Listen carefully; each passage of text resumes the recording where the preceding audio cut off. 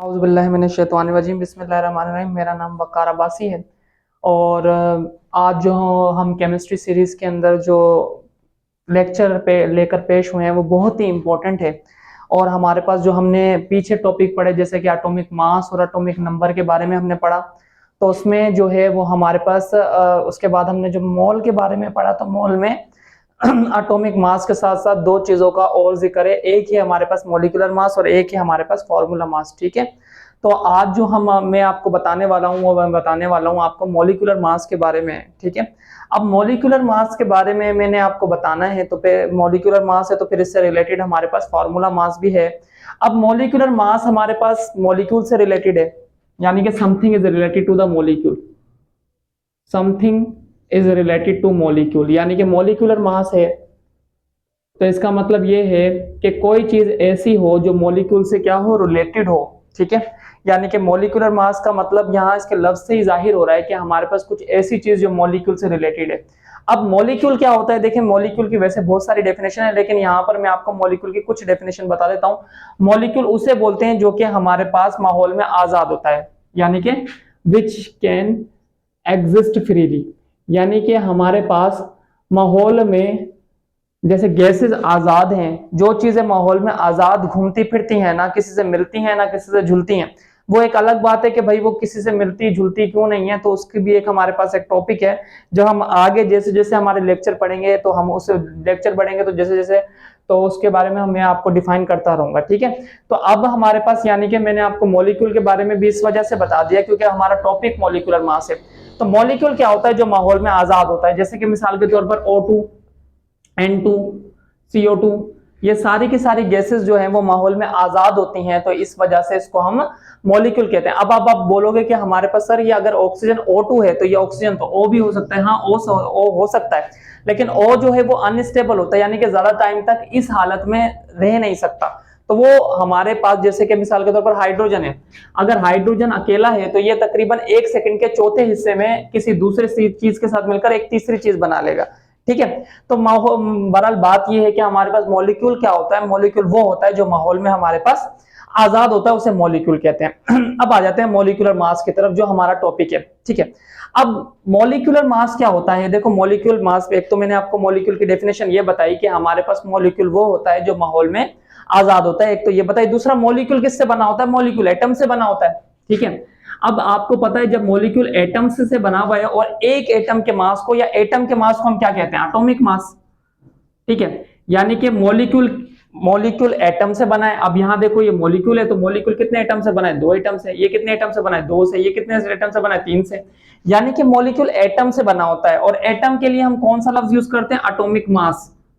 ठीक है, यानी कि मैं कह सकता हूं कि एक मॉलिक्यूल में बहुत सारे एटॉमिक मासेस हो सकते हैं। जैसे मैं आपको बताऊं, जैसे ये NO2, अब इसमें कितने एटॉमिक मास है, 3, यानी कि हमारे पास एक तो नाइट्रोजन का होगा और 2 किसका होगा, ऑक्सीजन का होगा। यानी कि मैं ये बताना चाह रहा हूं कि मॉलिक्यूल एटम से बना है, तो मॉलिक्यूल के अंदर जितने भी एटम है उनके एटॉमिक मास को प्लस कर दिया जाए। फिर एक और बार सुन ले, मैं बता रहा हूं आपको कि मॉलिक्यूलर मास क्या होता है, कि मॉलिक्यूल में जितने भी एटम है, यानी कि अब जितने भी एटम है तो उनके मास को क्या बोलेंगे, एटॉमिक मास। मॉलिक्यूल में जितने भी एटम है उनके एटॉमिक मासेस को प्लस कर दिया जाए, जमा कर दिया जाए, तो जो बनता है, जो कहलाता है, वो कहलाता है मॉलिक्यूलर मास। ठीक है, एक और बार सुन लें आप कि हमारे पास the sum of all atomic masses of atom present in the molecule, molecule में जितने भी एटम मौजूद हैं उनके मॉलिक्यूलर मास है, उनके एटॉमिक मासेस को प्लस कर दिया जाए, तो हमारे पास ये क्या कहलाता है, मॉलिक्यूलर मास कहलाता है। जैसे मैं आपको मिसाल देता हूं, यहां पर मैंने कुछ इंपॉर्टेंट एटॉमिक मासेस लिखे हैं। जैसे हमारे पास ऑक्सीजन का एटॉमिक मास, नाइट्रोजन का, कार्बन का है तो बहुत सारे, लेकिन यहां मैंने मेन लिख दिया जिससे मुझे बात समझाने में आसानी हो और आपको भी ये याद कर लेना है। यानी कि ये हमारे पास कुछ हैं, ज्यादा तो मैंने नहीं लिखवाए, कुछ लिखवाए ताकि आपके दिमाग में भी बैठ जाए। तो मैं आपको निकाल के दिखाता हूं कि किस तरीके से मॉलिक्यूलर मास निकालते हैं। अब देखो ये हमारे पास है कार्बन डाइऑक्साइड।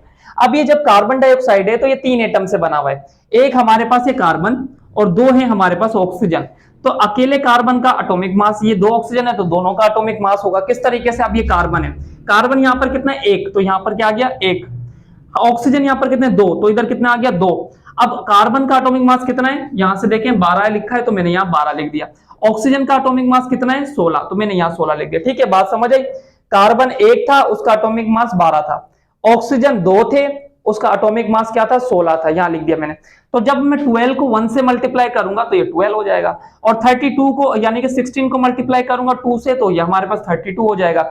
जब इनको प्लस करूंगा तो ये 44। देखो जब तक ये अकेले थे तब तक तो ये एटॉमिक मास थे, लेकिन अब इनको मैंने आपस में मिला दिया, ये जितने भी एटम इनके मासेस को आपस में मिला दिया, तो ये मेरे पास कितना बना है, 44। तो 44 इसका क्या हुआ, 44 इसका मॉलिक्यूलर मास हुआ। ठीक है, एक और बात मैं आपको समझा दूं, जैसे मिसाल के तौर पर NO2 है। अब NO2 का हम यहां पर देखो, मैं आपको बताता हूं, लाइव मिसाल देकर बताता हूं ताकि आपको समझ आए। अब यहां नाइट्रोजन है, नाइट्रोजन यहां पर कितना मौजूद है, एक मौजूद है नाइट्रोजन। ठीक है, अब इसका एटॉमिक मास कितना है, वहां देख लेते हैं। नाइट्रोजन का एटॉमिक मास है 14, तो मल्टीप्लाई बाय 14। अब यहां पर ऑक्सीजन है, ऑक्सीजन कितने हैं, 2। ठीक है, इसका एटॉमिक मास कितना है हमारे पास, ऑक्सीजन का एटॉमिक मास हमारे पास 16 है।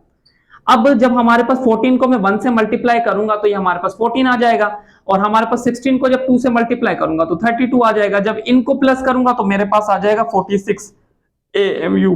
AMU उसका यूनिट है, वैसे एटॉमिक मास का भी यूनिट है तो AMU है, और मॉलिक्यूलर मास का भी यूनिट AMU है। अब ये जो 46 आया, ये हमारे पास नाइट्रोजन डाइऑक्साइड का क्या है, मॉलिक्यूलर मास है। ठीक है, इसके बाद हमारे पास जो दूसरी टर्म आ रही है वो है हमारे पास फॉर्मूला मास। अब फॉर्मूला मास हमारे पास क्या होता है, देखो कुछ चीजें ऐसी होती हैं जिनका मॉलिक्यूल नहीं होता, क्रिस्टल होता है। जैसे मैं अगर आपसे ये पूछूं कि हमारे पास, जैसे हमारे पास नमक है, सॉल्ट, तो साल्ट का मॉलिक्यूल नहीं होता, साल्ट का क्रिस्टल होता है। ठीक है, तो हमारे पास जिनके क्रिस्टल्स होते हैं, ठीक है, तो उनके लिए हम मॉलिक्यूलर मास जो है वो इस्तेमाल नहीं करते। जैसे कि हमारे पास कैल्शियम कार्बोनेट, चूने का पत्थर, इसके लिए भी हम मॉलिक्यूलर मास यूज नहीं करते। डेफिनेशन सेम है, सिर्फ एक चीज की वजह से ये चीज डिफरेंट हो गई है। फार्मूला मास क्या है, फार्मूला मास हम कहते हैं, फार्मूला मास हम कहते हैं कि कंपाउंड में जितने भी एटम हैं उनके मासेस को क्या कर दिया जाए, प्लस कर दिया जाए। यानी कि हम, अगर मैं कहता हूं कि ये हमारे पास कंपाउंड है, NaCl हमारे पास एक कंपाउंड है, ये भी किससे बना है, एटम से बना है, ये भी किससे बना है, एटम से बना है। इनके जो एटॉमिक मास है, कंपाउंड में जितने भी एटम हैं, तो आपको पता है एटम के लिए हम क्या लफ्ज यूज करते हैं, एटॉमिक मासेस। तो ये हमारे पास कंपाउंड में जितने भी एटम हैं इनके मासेस को क्या कर दिया जाए, प्लस कर दिया जाए, जोड़ दिया जाए, तो इसको हम कहते हैं फार्मूला मास। ठीक है, तो फार्मूला मास क्या हुआ, कंपाउंड में जितने भी एटम है उनके मास को प्लस कर दिया जाए तो वो कहलाता है फार्मूला मास। जैसा कि मैं आपको बताऊं, NaCl निकालने का तरीका भी सेम है। अब यहां पर Na आ गया, Na यहां पर कितना है, 1 है, तो यहां मैंने 1 लिख दिया, और इसका मास कितना है, यहां से देखा तो 23 आ गया। अब यहां पर क्लोरीन कितना है, क्लोरीन यहां पर 1 है, इसका मास कितना है, 35.5। जब मैंने 23 को 1 से मल्टीप्लाई किया तो ये हो गया हमारे पास 23, और जब मैंने हमारे पास 35.5 को 1 से मल्टीप्लाई किया तो यही आ गया। जब इन दोनों को प्लस किया तो मेरे पास आ गया 58.5।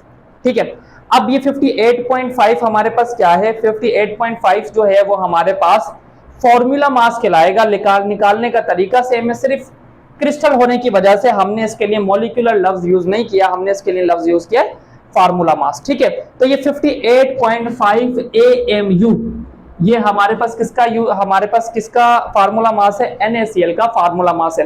ठीक है, तो ये आपको बात समझ आ गई कि ये हमारे पास फार्मूला मास है।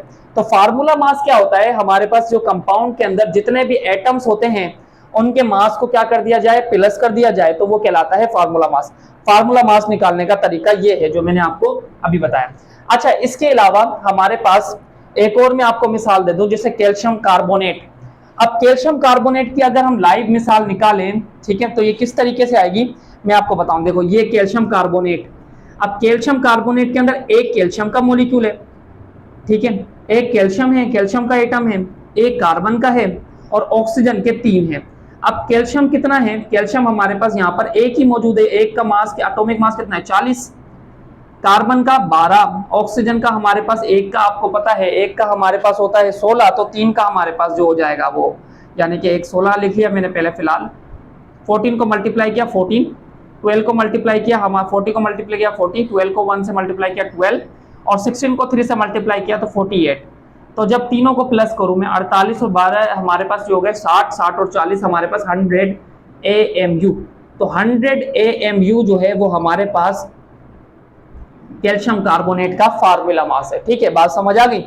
ठीक है, अब मैं आपको एक बार ऊपर से रिव्यू दे रहा हूं इस पूरे लेक्चर के बारे में जो मैंने आपको दिया, ठीक है, ताकि अगर आपके दिमाग से कोई बात निकल गई हो या कोई चीज समझ नहीं आई हो तो आपको वो क्लियर हो जाए।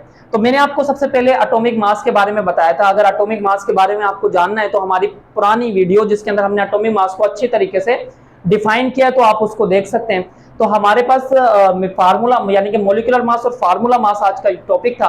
तो मैंने आपको बताया कि मॉलिक्यूलर मास क्या होता है। मॉलिक्यूल मैंने बताया पहले आपको कि मॉलिक्यूल वो होता है जो माहौल में आजाद होता है और एटम से बना होता है। तो मैंने आपको ये बताया कि हमारे पास मॉलिक्यूलर मास क्या होता है, यानी कि हमारे पास मॉलिक्यूल के अंदर जो एटम होते हैं उनके मास को एटॉमिक मास कहते हैं। मॉलिक्यूल में जितने भी एटम हैं उनके मासेस को प्लस कर दिया जाए, ठीक है।